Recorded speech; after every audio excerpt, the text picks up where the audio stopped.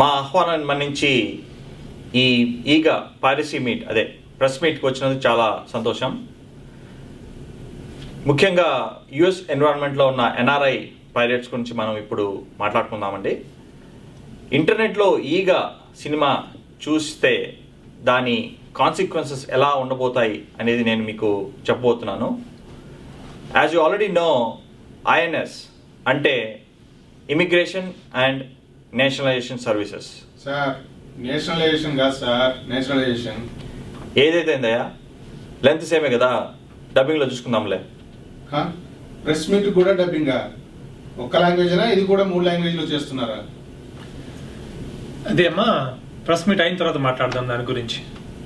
INS సంస్థలో స్టాఫ్కి అసలు పని లేకపోవడం వల్ల ఈగ సినిమా పైరసీ కంప్లైంట్స్ ప్రాసెస్ చేయడానికి ముందుకు వచ్చారండి. అది చాలా సంతోషించాల్సిన విషయం. ఈగ సినిమాని ఇంటర్నెట్లో చూసిన వాళ్ళకి గ్రీన్ కార్డ్ ప్రాసెసింగ్ ఇమ్మీడియట్గా ఆపేయడం జరుగుతుంది. అలానే ఇండియాకి డిపోర్ట్ చేయడం కూడా జరుగుతుంది.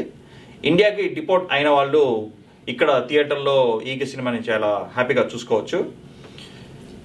సార్ మరి ఇండియాలో ఆన్లైన్లో చూసే వాళ్ళు ఏం చేస్తారండి?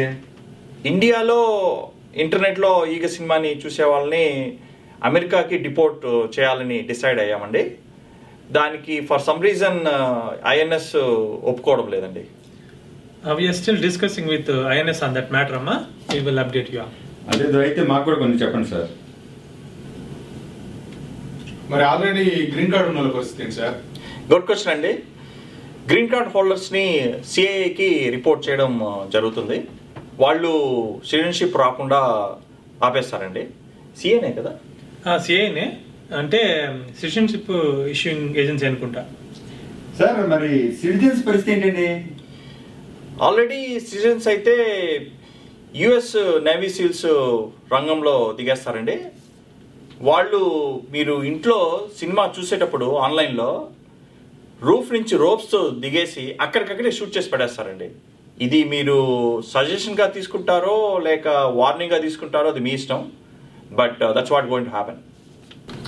సార్ మరి షూట్ చేసేస్తే చనిపోయిన వాళ్ళు ఏగే పుట్టి మీ మీద రివెంజ్ తీసుకుంటే మీ పరిస్థితి ఏంటి సార్? మనిషి ఏగగా పుట్టడం ఏంటయా, మీరు మరీ కామెడీ చేస్తున్నారు. కాన్సెప్ట్ మందే కదండి. ఓ, ఈగను క్రియేట్ చేసిందే నేను, మన పైన ఎలా రివెంజ్ చేసుకుంటారండి?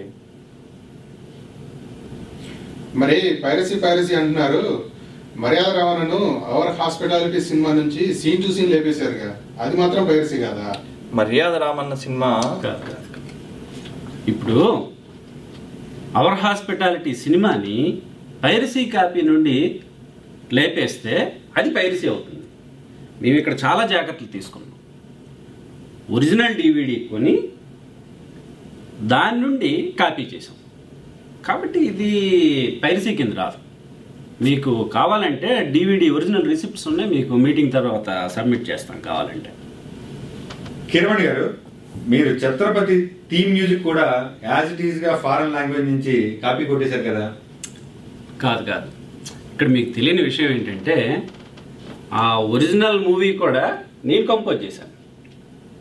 కాకపోతే యాక్చువల్గా నాకు ఇప్పుడు స్క్రీన్ నేమ్స్ ప్రతి లాంగ్వేజ్లో నాకు డిఫరెంట్గా ఉన్నాయి. ఇప్పుడు మన తెలుగులో కీర్వాణి, అలానే తమిళంలో మరకతమణి, హిందీలో ఎంఎం క్రీమ్, అలానే. కానీ వీళ్ళు స్క్రీన్లో నేమ్ వేసేటప్పుడు కొంచెం స్పెల్లింగ్స్ అటు ఇటు చేయడం వల్ల మన పేర్లా తెలియటం లేదు, కానీ యాక్చువల్గా అది మన కంపోజిషనే.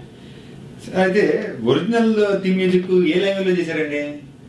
ఇది ఒరిజినల్ జర్మను, ఫ్రెంచో. అది ఆయన ఇప్పుడు సంగీతానికి భాష ఉంది, అన్ని లాంగ్వేజెస్ మనవే.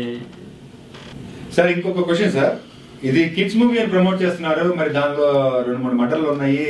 ఓకే అమ్మా, నో మోర్ క్వశ్చన్స్. అందరూ భోజనం చేసుకుని పోండి అమ్మా. Thank you.